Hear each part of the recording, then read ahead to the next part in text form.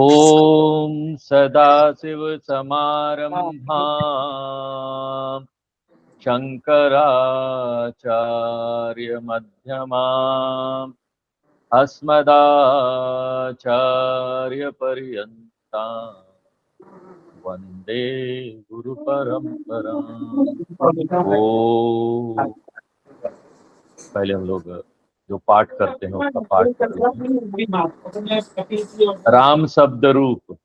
रामः रामौ रामाः। सपना डायरी दीजिए, उठा लो। सीखा पढ़िए।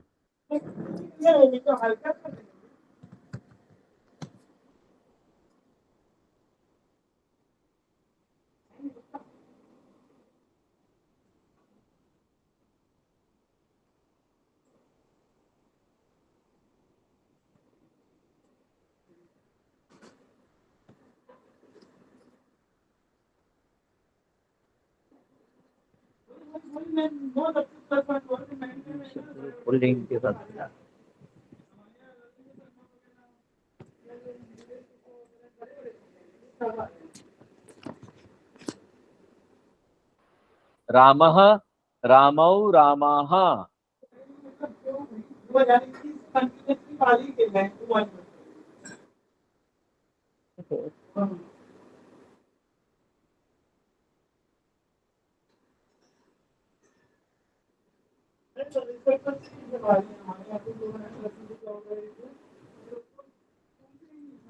चलिए आप लोग पढ़िए, सब लोग पढ़िए।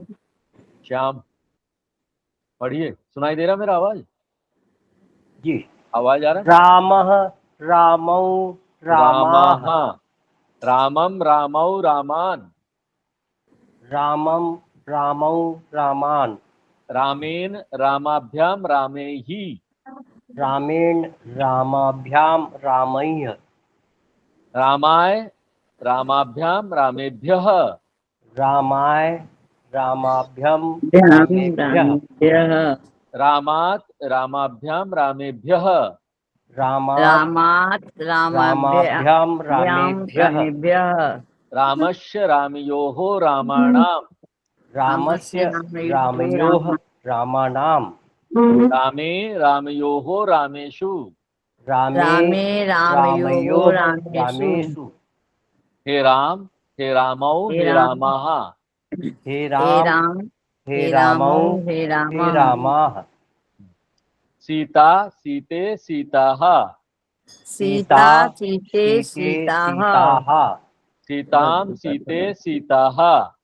सीतां सीते सीताः।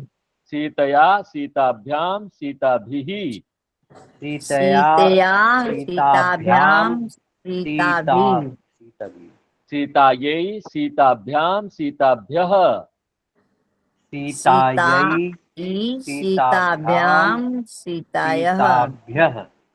सीतायाः सीताभ्यां सीताभ्यः। सीतायाः सीताभ्यां सीताभ्यः। सीतायाः सीतयोः सीतानाम्। सीतायाः सीतयोः सीतानाम्। सीतायां सीतयोः सीतासु। सीतायां सीतयोः सीतासु। हे सीते हे सीते हे सीताः। हे सीते हे सीते हे सीताः। फलं फले फलानि। फलं फले फलानि। फलं फले फलानि। फलं फले फलानि। फलेन फलाभ्यां फलैः। फलेन फलाभ्यां फलैः। फलाय फलाभ्यां फलेभ्यः। फलाय फलाभ्यां फलेभ्यः। फलात् फलाभ्यां फलेभ्यः। फलाभ्यां फलेभ्यः। फलस्य फलयोः फलानाम्। फलस्य फलयोः फलानाम्। फले फलयोः फलेषु। फले फलयोः फलेषु। हे फल हे फले हे फलानि। हे फल हे फले हे फलानि। पठति पठतः पठन्ति, पठति पठत पठन्ति पठसि पठथः पठथ, पठसि पठत पठथ पठामि पठावः पठामः, पठाम पठाव पठामः। ये हमारा रोज का पाठ हो गया। अब हम लोग जो पिछला बुक 1 में जो किए हैं उसको थोड़ा सा रिवाइज करेंगे, दोहराए। हर बार हम लोग 2 लेसन बुक 1 का रिवाइज करते हैं, दोहराते हैं।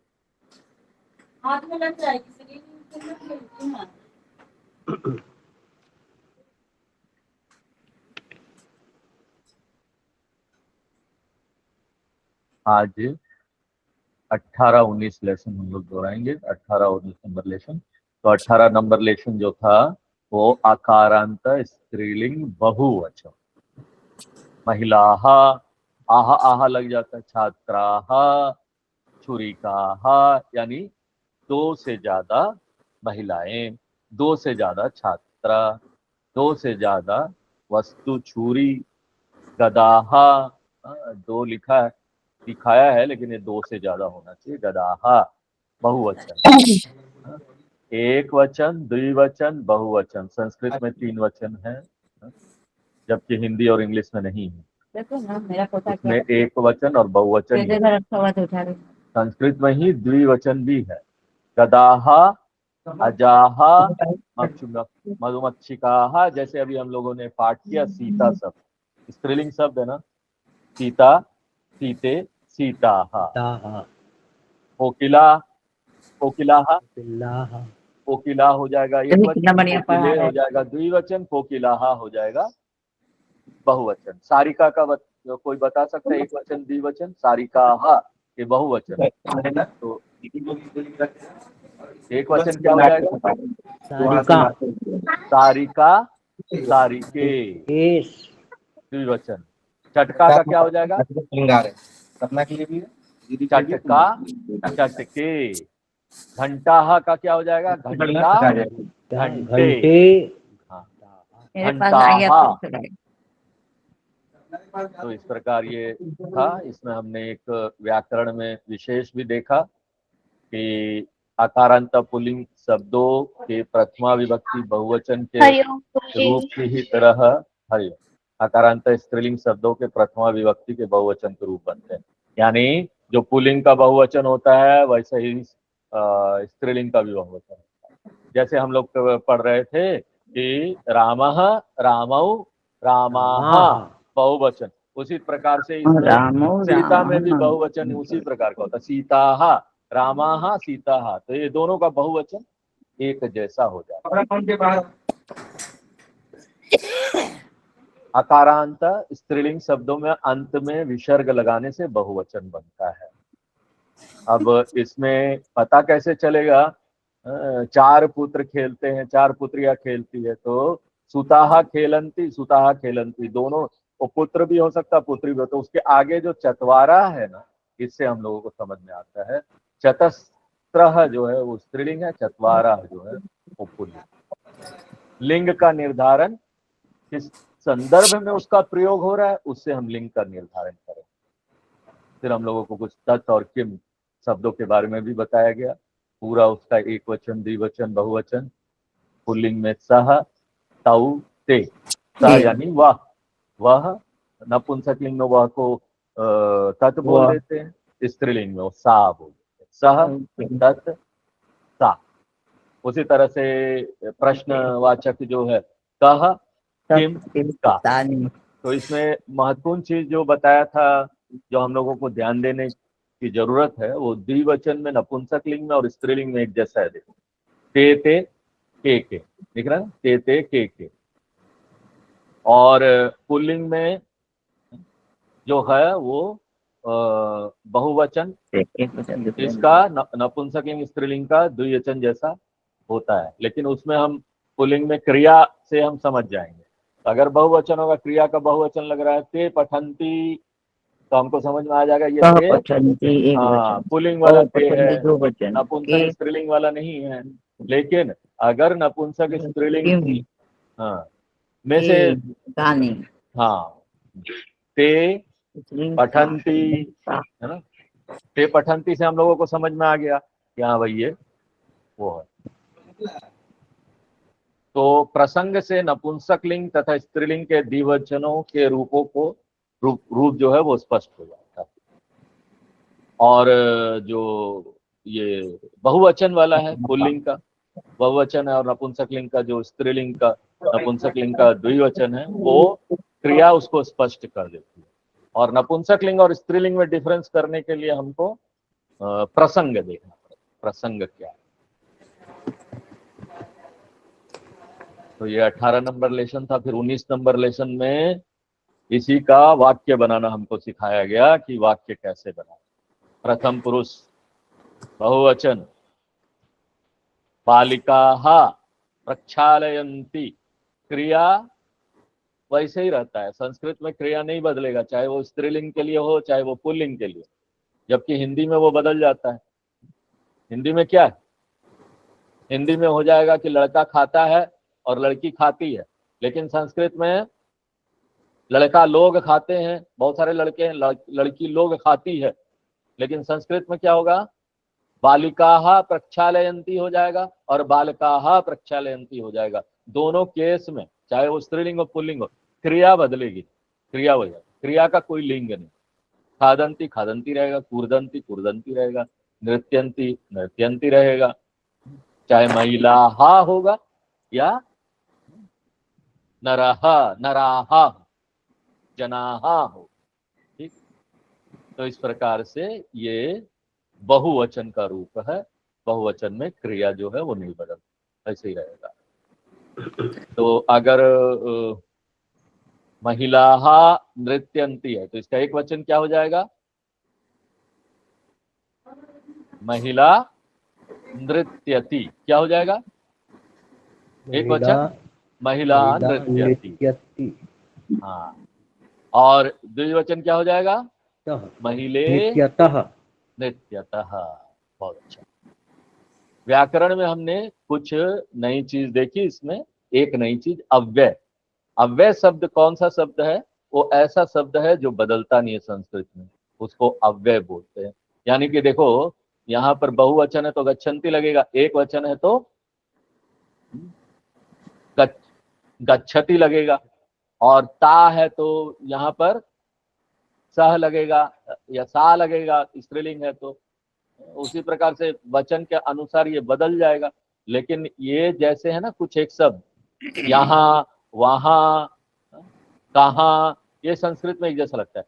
यत्र तत्र कुत्र, कोई भी वचन हो, बहुत सारे लोग हो, तब भी यत्र तत्र कुत्र नहीं बदले, वचन के अनुसार और लिंग के अनुसार वो नहीं चलता है, इसलिए उसको अव्यय बोलते हैं। अव्यय हाँ, वो जिसका क्षय नहीं होता। इस तरह बहुत सारे शब्द हैं, अपि भी है, जैसे अपि यानी भी, यत्र जहाँ, कुत्र कहाँ, अत्र यहाँ, इस प्रकार से ये बदलते नहीं है, चेंजेस इसमें नहीं है। तो ये हमारा 2 लेसन था जो हमने देखा पिछले बुक 1 में हमने किया था। आज हम लोग ना थोड़ा ये भी देखेंगे कि विभक्ति के अनुसार कैसे हम लोग शब्द का निर्माण, वाक्य का निर्माण करते हैं। तो ये विभक्ति अलग अलग जो कारक है, ये कारक चिन्ह विभक्तियों के, एक जो है ना वो संबोधन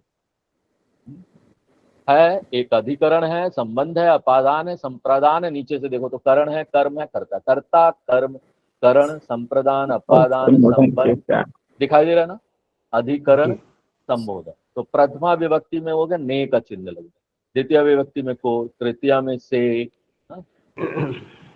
संबंध और संबोधन, ये दो चीज जो है ना, ये देखो षष्ठी विभक्ति संबंध संबोधन, ये दोनों को कारक नहीं मानते। क्यों?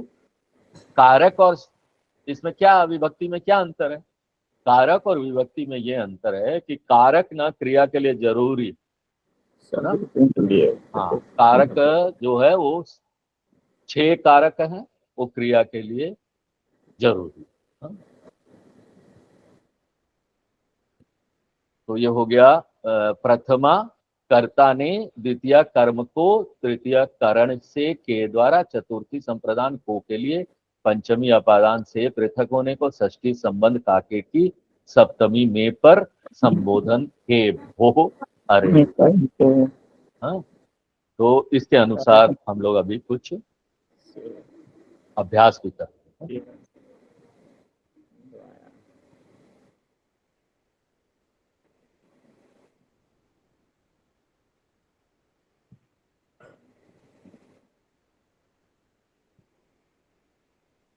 संस्कृत अभ्यास।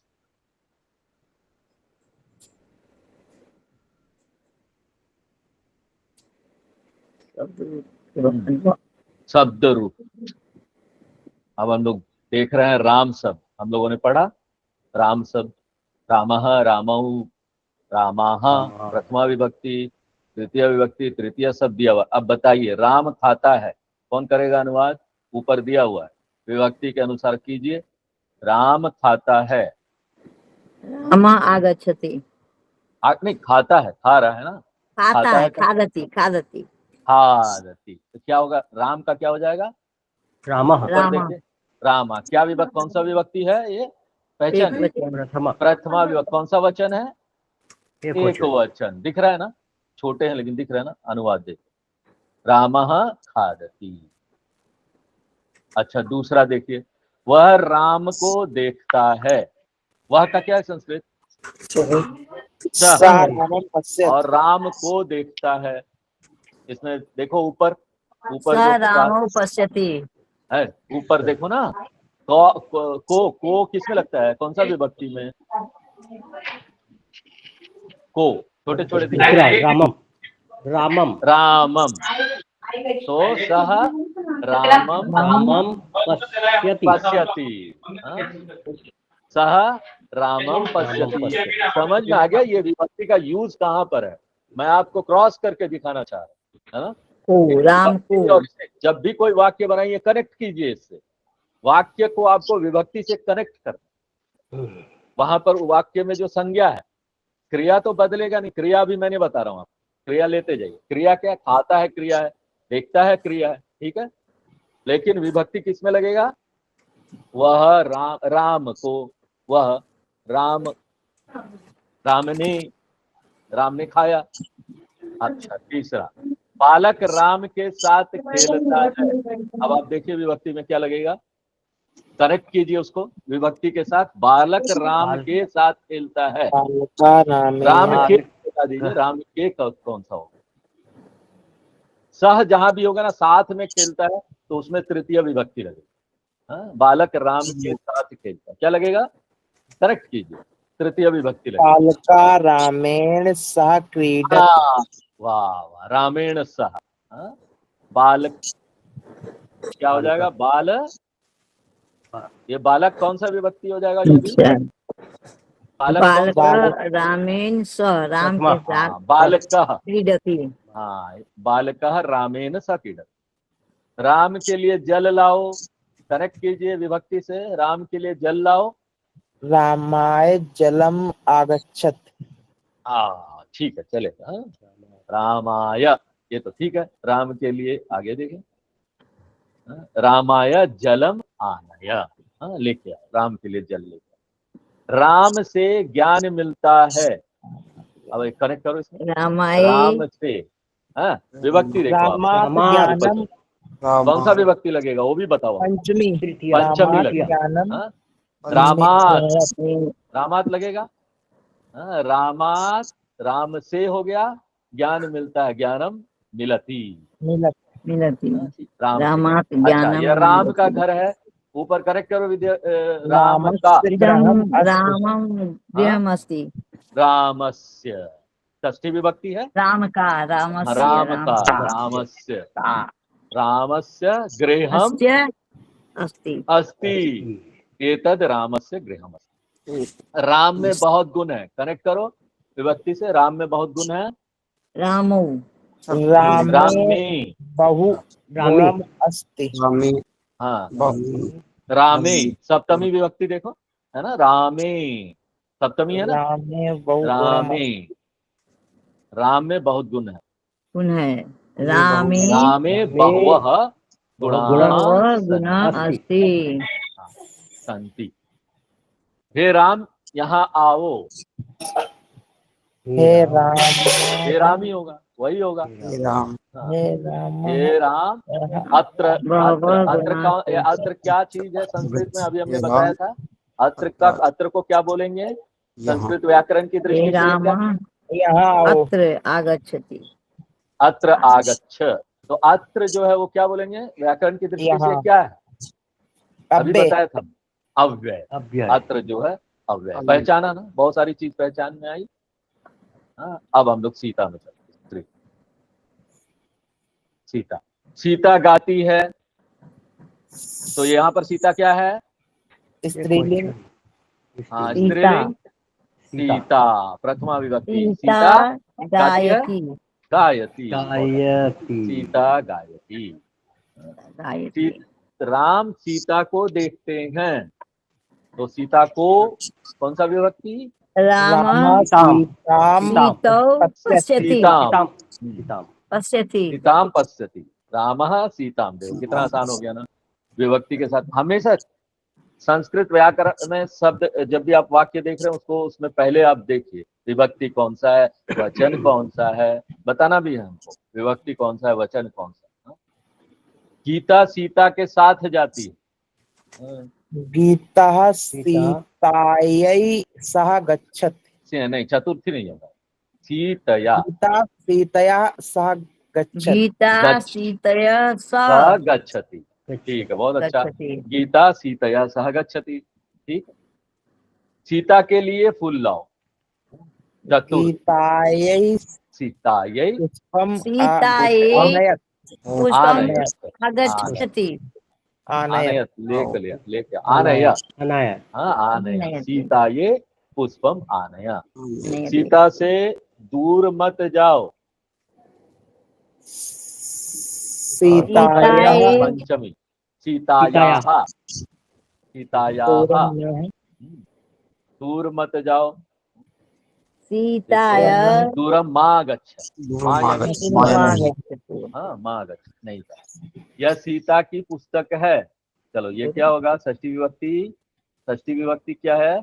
यत्र सीताया पुस्तकम अस्ति। सीतायाः। देखो पंचमी भी वो एक ही जैसा है, पंचमी और षष्ठी, देख रहे हो ना, ये भी ध्यान देने वाली बात। तो प्रसंग अनुसार क्या वाक्य है, उसके अनुसार हमको ये निर्णय लेना पड़ेगा कि षष्ठी है कि पंचमी। तो एतद सीतायाः पुस्तकम अस्ति। ठीक है, सीता में दया है। उसके अंदर कोई गुण हो ना, तो सप्तमी विभक्ति होता है, गुण होना या लोकेटिव, उसके अंदर लोकेटेड है, स्थित है। तो क्या हो गया सप्तमी में? सीतायाम दया। सीतायाम, सीता में सीतायाम दया अस्ति। सीतायाम दया अस्ति। और हे सीते सुनो, तो वो संबोधन है, वो तो वही हो जाएगा। ठीक है, हे सीते सुनो। चलो अब फल का देखते हैं। तीनों हम लोग पढ़ते हैं, आज हम लोग इसको वाक्य के साथ कनेक्ट करें। फल, हाँ चलो। अब फलम, पहला शब्द है, फल गिरता है। आसान है ना? कौन सा विभक्ति? फलम पतति। फलम पतति। वाह वाह, बहुत सही। फलम पतति। वह फल खाता है। सा फलम खादति। खादति। हाँ, एक वचन है, स फलम खादति। अब जब वह फल से रस निकालता है, क्या हो जाएगा? फल फल से फलेन रसम। हाँ, निकालना का क्या हो जाएगा? स्रवति। स्राव। थोड़ा कठिन है। हाँ, स्रवति। फलेन रसः स्रवति, फल से रस निकालना।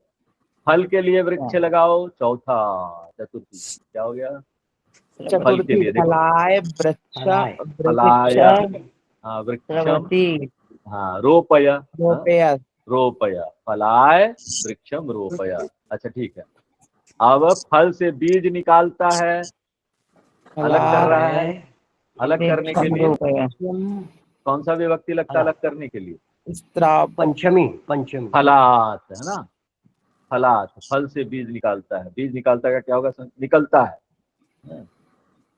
फलात बीजम निर्गच्छति। चलो, फल का रंग लाल है।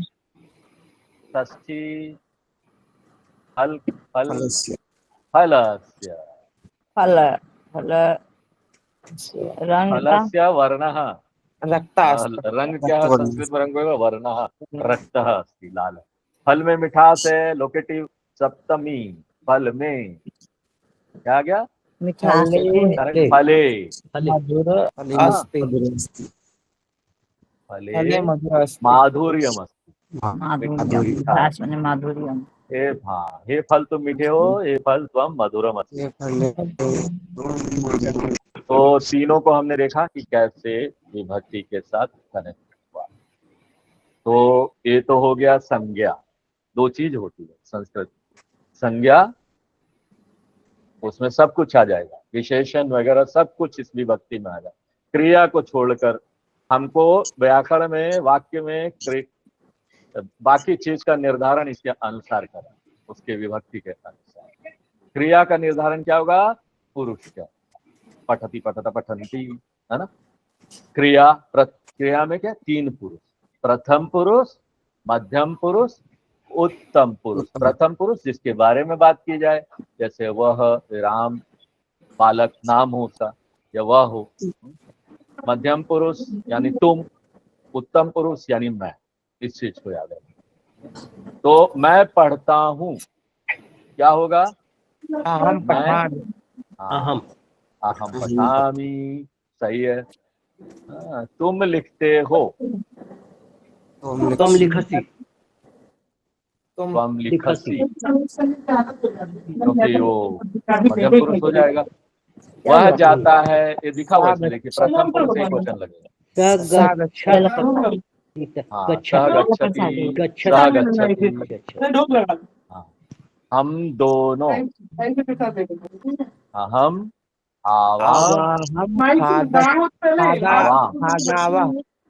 आवाम खादावह, पठामी पठावा पठामा होता है, आवाम खादावह।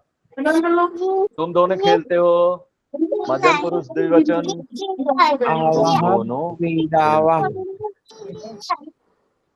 तुम दोनों तो साथ होते, तुम युवाम युवम, नहीं, हाँ, क्या लेगा? क्या लेगा? युवाम होते तुम युवाम युवाम, क्या बोलो? पठत पठता पठंत पठत पठता पठत पठता पठंत पठस पठता खादत युवाम खादत। तुम दोनों खेलते हो ना, खेलते हैं। खेदत, खेलते का क्या हुआ? क्रिया क्रीडत, क्रीडत, क्रीड, हाँ क्रीडत, क्रीडत, ठीक है। युवाम क्रीडत, वे दोनों दौड़ते हैं, वे दोनों दौड़ते हैं, वे दोनों सह धावत, ताऊ, धावत, सह ताऊ ते, एक वचन द्विवचन बहुवचन, तो ये दोनों क्या हो गया? ताऊ, द्विवचन, क्या हो गया? ताऊ, दौड़ते हैं, द्विवचन क्या हो जाएगा? धावती, द्विवचन एक वचन हो गया, और द्विवचन क्या हो जाएगा? धावत, धावत नहीं, धावतः, धावती, धावतः, धावंती। तो वे दोनों दौड़ते क्या हो जाएगा? तौ धावतः, तौ धावतः। हम सब देखते हैं, हम सब बताओ। वयम पश्यामः, आवाम, अहम आवाहम वयम पश्यामः, हाँ वयम पश्यामः, बहुत श्यामः, वश्यामः।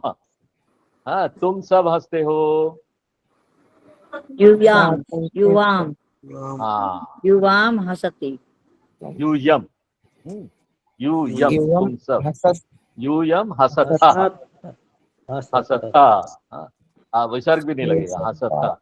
वे सब गाते हैं, वे सब, सहतौते, ते गायत गायत, गच्छत गच्छता गच्छन्ति, हाँ ते गायत गायन्ति, गायन्ति, ते गायन्ति, ते गायन्ति। राम विद्यालय जाता है, रामम विद्यालयम गच्छति, बहुत सुंदर, राम विद्यालयम गच्छति। तो हम लोगों ने क्रिया देख लिया, शब्द रूप क्रिया। अब देखो, इसी चीज को अब हमको श्लोक में अप्लाई करके सबसे पहले जब हम व्याकरण शुरू करते हैं, तो श्लोक में हमको पहले पहचानना पड़ेगा कि कारक शब्द कौन सा है, क्रिया कौन सा है, अव्यय कौन सा है। सबसे पहले पहचान हमको ये करनी पड़ेगी अगर श्लोकों को समझना है। ये सबसे बेसिक है, शुरू है। इसलिए आज हम लोग सिर्फ कारक कौन सा है, क्रिया कौन सा है वो पहचानेंगे। कोई पढ़ेगा जी गीता के श्लोक? सब उससे हमको मौका मिलना चाहिए। येन सर्वमिदं ततं विनाशम् अव्ययस्य न कश्चित् कर्तुम् अर्हति।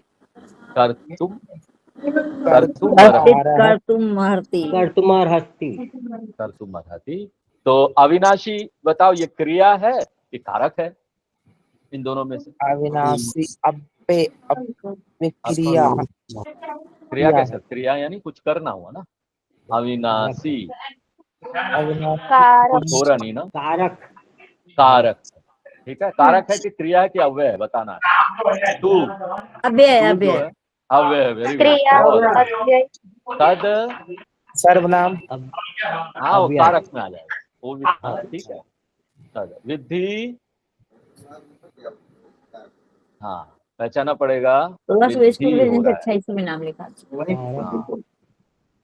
17 नंबर श्लोक है गीता के दूसरे अध्याय का। तो पहले तुम अर्थ देखो। हाँ हिंदी में अर्थ देखोगे ना तो समझ में आएगा। हिंदी में अर्थ है, नाश रहित तो तू उसको जान जिससे ये संपूर्ण जगत व्याप्त है। इस अविनाशी का विनाश करने में कोई भी समर्थ नहीं है। तो विधि जान, विधि यानी जान, उसका अर्थ हुआ जान। जान क्या हो गया? जानना क्या? क्रिया। क्रिया ठीक है। जानना क्रिया हो गया। क्रिया हो गया, ये पहचाना पड़ेगा। ये न क्या हो गया? ये न यानी जिससे, ये न यानी जिससे, कारक। सर्वम कारक, इदम यह कारक। ततम व्याप्त कारक। विनाशम कारक। अव्ययस्य कारक ठीक है। अस्य अव्यय अस्य कारक ठीक है। अव्यय ना मतलब ये वाला अव्यय। ना हर जगह एक रहता है, ना तो नहीं रहेगा, बदलेगा नहीं लिंग या वजन। अव्यय कश्चित अव्यय कारक। आपको क्रिया एक ही मिलेगा। अव्यय कर्तुम अव्यय ठीक है। अर्हति क्रिया, दो क्रिया मिल गया। हाँ समर्थ नहीं, अर्हति क्रिया ठीक है।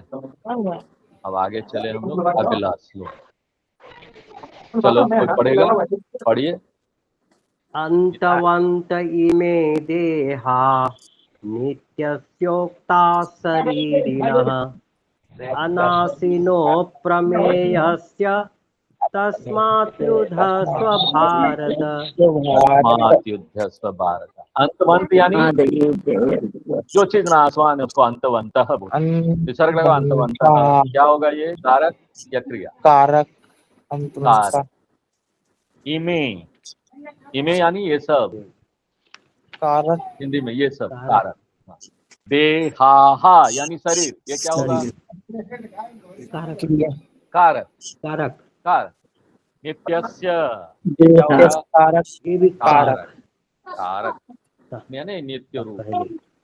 उक्ताः क्रिया देखो जरा क्रिया कारक उक्ताः बोला।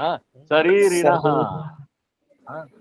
शरीरिणः यानी जीवात्मा के, ये भी कारक। अनाशिनः नाश रहित कारक। अप्रमेयस्य अप्रमेय है कारक। तस्मात् कारक, इसलिए कारक अव्यय, तस्मात् अव्यय में आ जाएगा ठीक है। युद्धस्व युद्ध कर, क्रिया एक क्रिया मिला। पूरे में एक क्रिया मिला। भारत, कोई बताएगा? अव्यय कर्ता, संज्ञा, और एक चीज, पूरे लिस्ट में जो विभक्ति लिस्ट में सबसे नीचे क्या आता है? क्या देखा था जब हमने? किसी को बुलाने को क्या बोलते हैं? संबोधन, संबोधन, संबोधन। संबोधन, ठीक है, भारत, भगवान उस बुला रहे, संबोधित कर, संबोधित। आगे और देखते हैं। हाँ, पढ़िए कोई इस श्लोक को। या एनं वेति हन्तारं यस्यैनं यश्चैनं मन्यते हतं मन्यते भूतो हतं न भवतो न विजानीतो विजानीतो नेयं नायं हन्यते। हन्यते।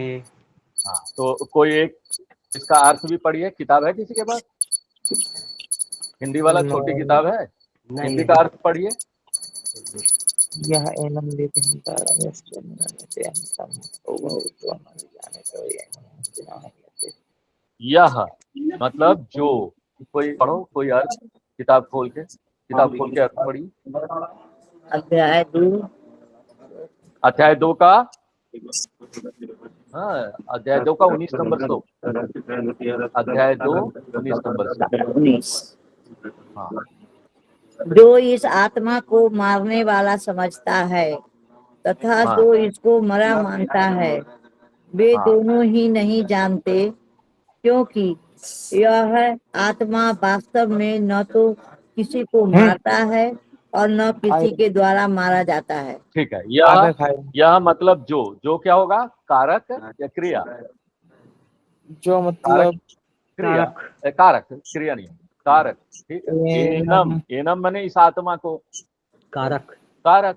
व्यक्ति व्यक्ति कारक समझता है, देखिए जरा, क्रिया है व्यक्ति, हाँ, क्रिया, समझने का क्रिया। हाँ, हंतारम कारक हंतारम कारक। ठीक है, चा और अव्यय चा अव्यय, बहुत सुंदर। चा यानी एंड, अव्यय और मन्यते मन्यते, क्रिया मन्यते। देखो जरा, क्रिया समझना मुश्किल होता है इन सब शब्दों में, क्योंकि क्रिया जो है वो परस्मैपदी और आत्मनेपदी, कहीं पर है कहीं पर कुछ है। ठीक है, हतम खत्म माने मरा, मरा क्रिया कारक, कारक। उभौ यानी दोनों, दोनों ही कारक। कारक ठीक है, तौ कारक, कारक हाँ, विभक्ति लगता है। ना, कोई ना बताओ क्या है? अव्यय अव्यय। विजानीतः, विजानीतः जानते, हाँ, जानते, क्रिया। ठीक है, विजानीतः क्रिया। अयम, अव्यय यह आत्मा कारक है। कारक हंति मारता है, क्या हो क्रिया जाएगा? हंति क्रिया क्रिया। अन्यते मारा जाता है, क्रिया कारक क्रिया। ठीक है, इसमें बहुत सारी क्रिया मिल गई, 1 2 3 4 क्रिया, देख रहे हो? मन्यते क्रिया है, विजानीता क्रिया है, हंति क्रिया है, अन्यते क्रिया हो, बहुत कम क्रिया। हाँ, तो पढ़ो श्लोक। न जायते म्रियते वा कदाचिन्नायं भूत्वा भवित्वा वा न भूया अजो नित्या शाश्वतो अयं पुराणो न हन्यते हन्यमाने शरीरे। अर्थ पढ़िए कोई। यह आत्मा किसी काल में भी न तो जन्मता है और न मरता ही है, तथा न यह उत्पन्न होकर फिर होने वाला ही है, क्योंकि यह अजन्मा, नित्य, सनातन और पुरातन है। शरीर के मारे जाने पर भी यह नहीं मारा जाता। ठीक, ये आत्मा शरीर के मारे जाने पर भी नहीं मारा जाता, यानी आत्मा नित्य है। ठीक है, तो ना क्या होगा? अव्यय अव्यय। वेरी गुड, अव्यय। जायते, जायते क्रिया जन्मता, जन्मता है, क्रिया। जैसे वेरी गुड। जन्मता है, मृयते मरता है, ये भी क्रिया हो जाएगा। जायते क्रिया है, मृयते भी क्रिया। मृत्यु ये भी क्रिया है। और वाह, और को बोलेंगे, और देखो वाह एक शब्द है, अव्यय भी है, ये हो जाएगा आपकी। चा और है, वाह भी और बोलते हैं, अव्यय।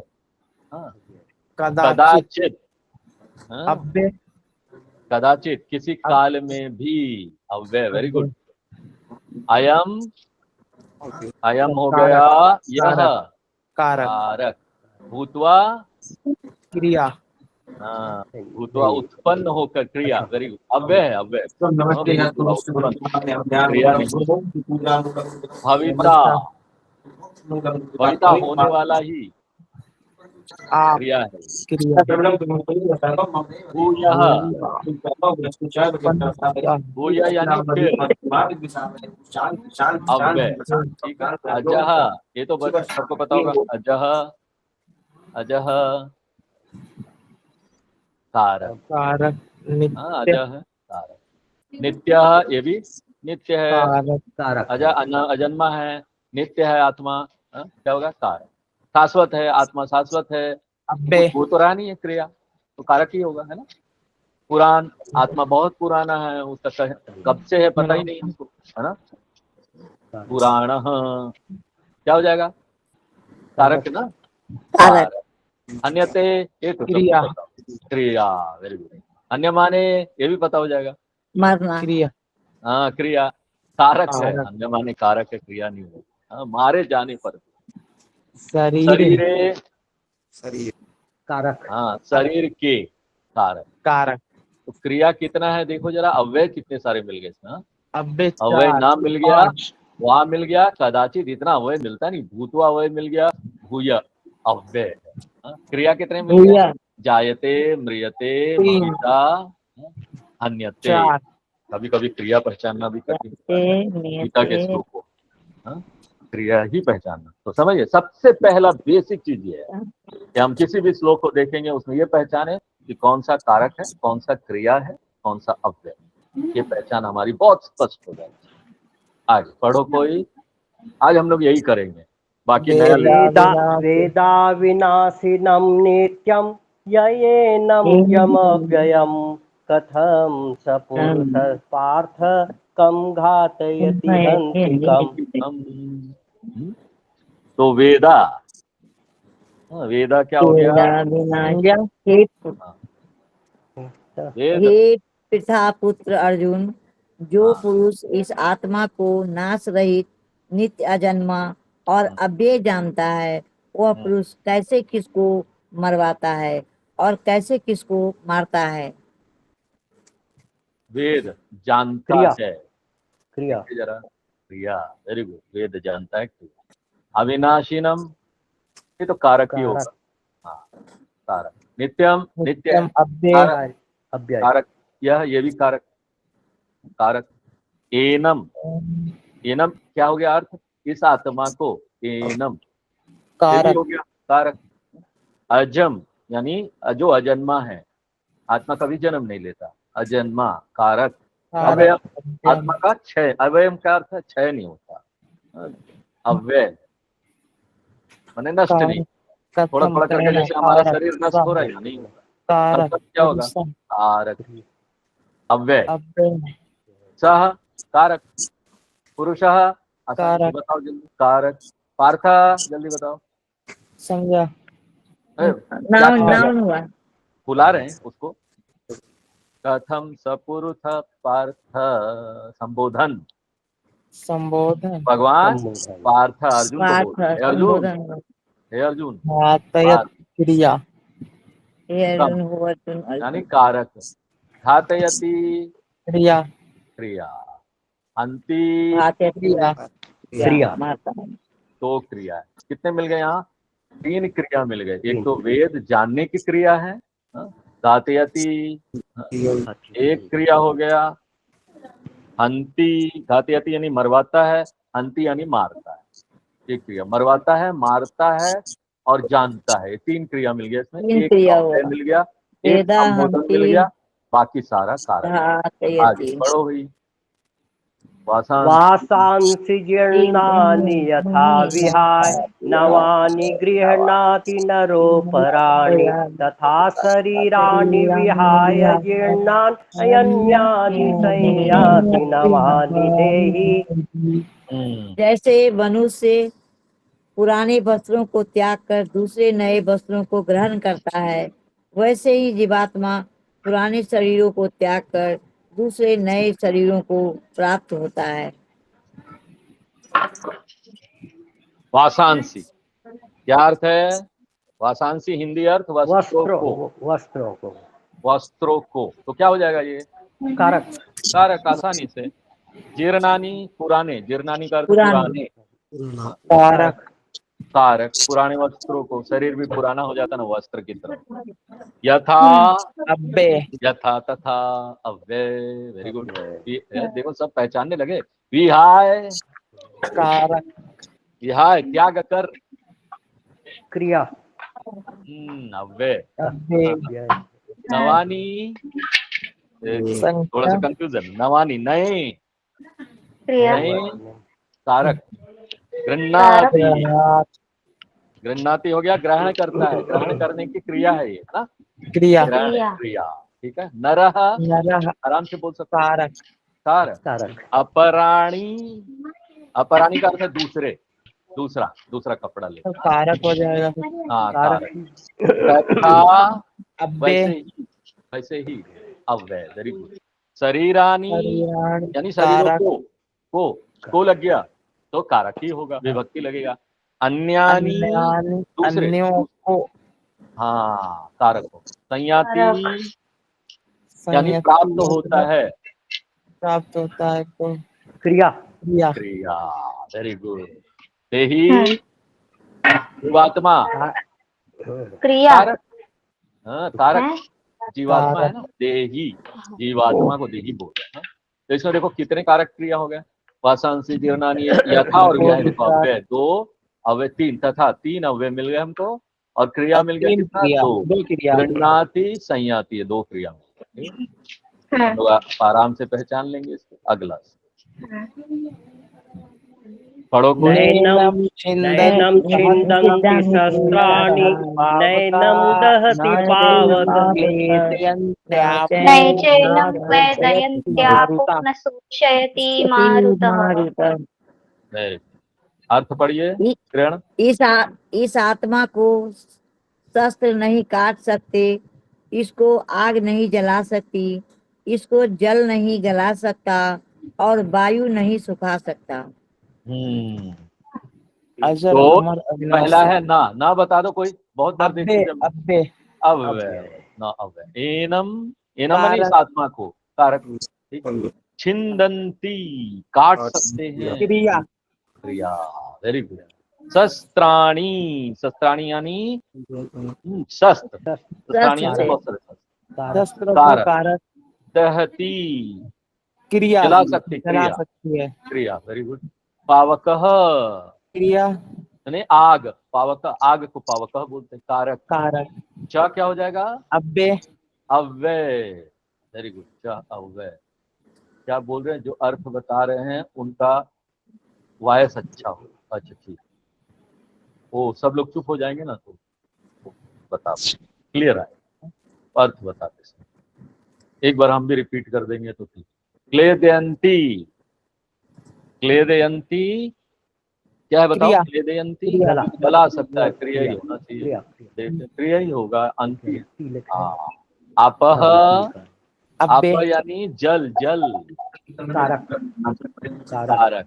शोषयति, सुखा सकती, क्रिया, हाँ क्रिया। मारुतः, कारक, वायु। मारुतः किसको बोलते हैं? वायु को।